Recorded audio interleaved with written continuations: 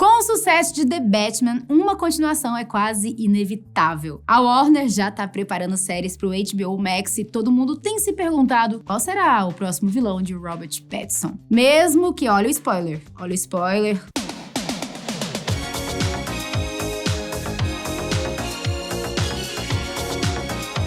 Mesmo que o Coringa tenha aparecido rapidinho no final, é provável que ele não seja o principal antagonista do filme. O diretor Matt Reeves disse que o vilão Silêncio é um personagem que ele amaria ver nos cinemas. E foi pensando nisso que a gente preparou 10 fatos sobre o personagem que você precisa saber. Eu sou a Amanda Constantino e você tá na Fatos Nerd.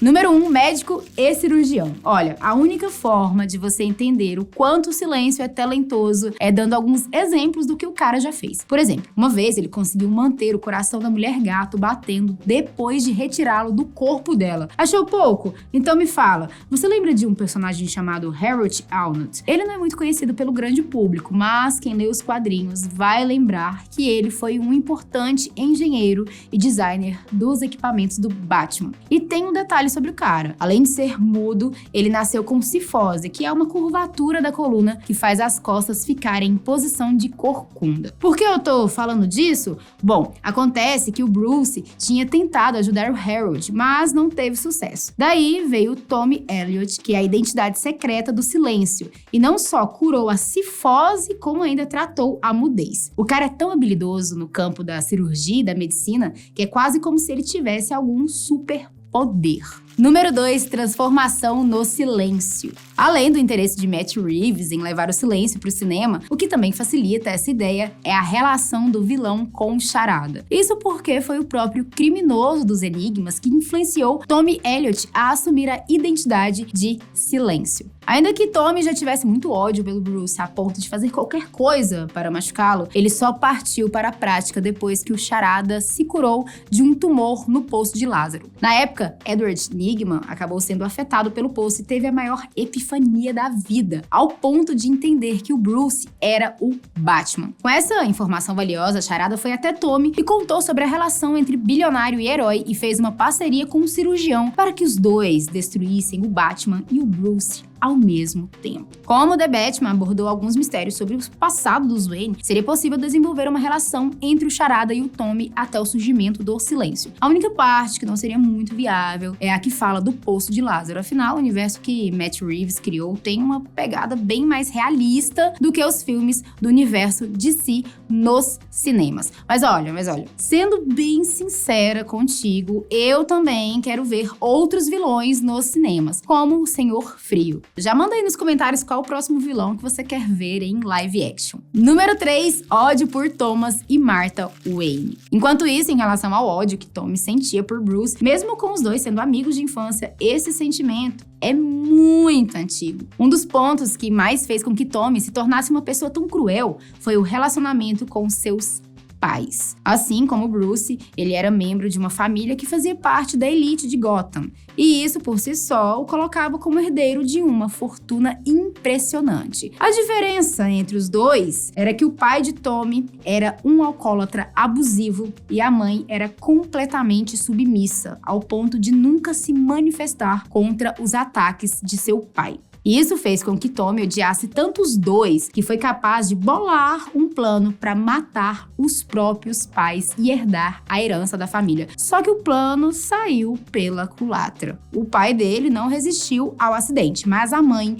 foi salva durante um procedimento de emergência com ninguém menos que Thomas Wayne, o pai do Bruce. No final, quem herdou a herança foi a mãe de Tommy, e ele acabou ficando com um grande ódio dos Wayne, um sentimento que cresceu ainda mais depois que os pais do Bruce morreram e ele herdou a herança da forma que Tommy havia planejado. Olha a inveja e olha o recalque. Número 4, ligação com o espantalho.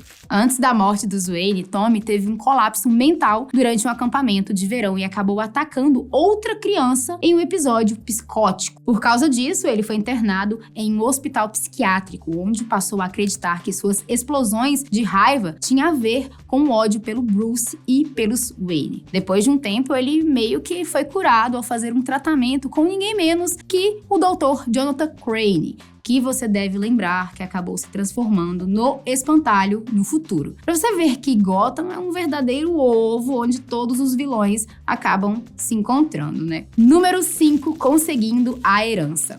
Durante sua juventude, Tommy teve um relacionamento com uma mulher chamada Penny Riley, que nos quadrinhos acaba se tornando a segunda pessoa a assumir o codinome do vilão ventríloco. É justamente ela quem ajuda Tommy a conseguir o que ele tanto queria. Acontece que a mãe do cara não aprovava o relacionamento dos dois. E como forma de obrigá-los a se separarem, ela tirou o filho do testamento. Daí, para resolver a situação, Tommy e Penny decidiram agir por conta própria. Enquanto Tommy matou a própria mãe e fez parecer um acidente, Penny cuidou dos advogados responsáveis pelo Novo Testamento. Então, no final das contas, o Antigo Testamento continuou valendo e ele se transformou no único herdeiro da família Elliot. Número 6, ensinando o Batman.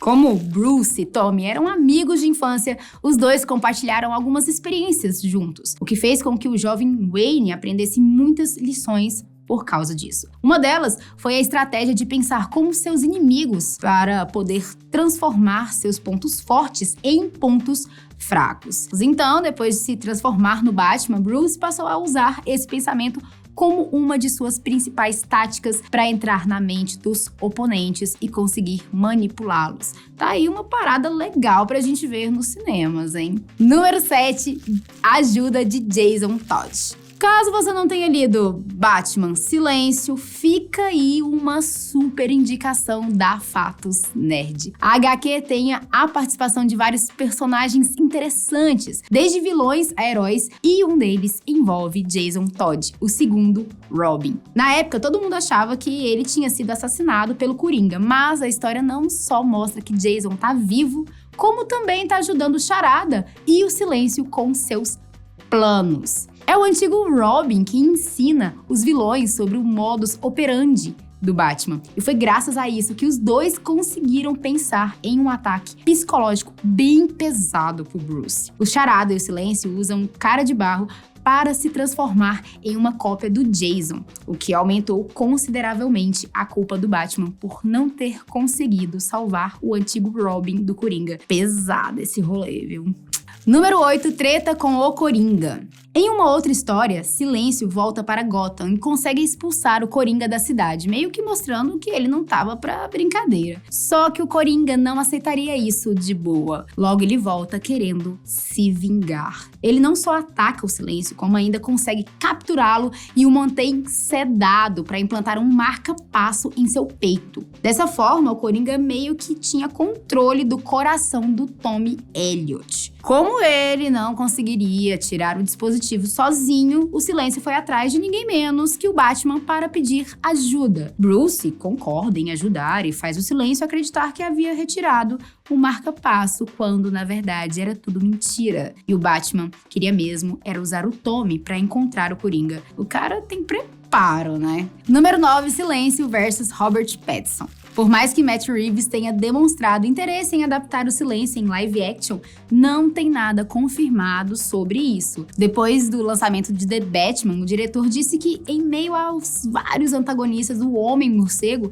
o Silêncio seria muito legal de se adaptar. Contudo, como a equipe ainda tá em uma fase de planejamento, tudo isso não passa de uma ideia. Reeves até pediu para não saírem por aí dizendo que farão um filme do Silêncio. Só que como a Warner parece confiar muito na visão do diretor, talvez ele realmente tenha a oportunidade de levar o vilão pras telonas. Daria uma história bem massa, né? Número 10, Silêncio já se transformou no Bruce. Olha, talvez o que eu vou dizer agora seja a prova de que Tommy Elliot não tem limites. Já deu pra ver que ele não gosta do Bruce, né? Pois é. E que um de seus grandes objetivos é destruí-lo de alguma forma e até mesmo ficar com a fortuna dos Wayne. Pois é, aproveitando que é um dos maiores cirurgiões do mundo, Tommy faz uma cirurgia plástica em si mesmo para ficar igual ao Bruce e se passar por ele em uma época que o bilionário estava desaparecido. Tommy até tenta se passar pelo Bruce para assumir a Wayne Enterprises. mas toda a Bat-família ficou desconfiada. No final, Tim Drake, o terceiro Robin, ficou no controle da empresa e Tommy acabou se dando mal com o plano. Bom, são tantas possibilidades de histórias com silêncio que chega a ser difícil imaginar como ele seria adaptado nos cinemas. Será que é muito cedo para fazer uma história com ele? Talvez Matt Reeves devesse primeiro apresentar um Robin pro Robert Pattinson. Será que não? Bom, me fala aí nos comentários o que você acha. Não deixe de ajudar a gente curtindo o vídeo e assinando o canal. Um beijo e fui!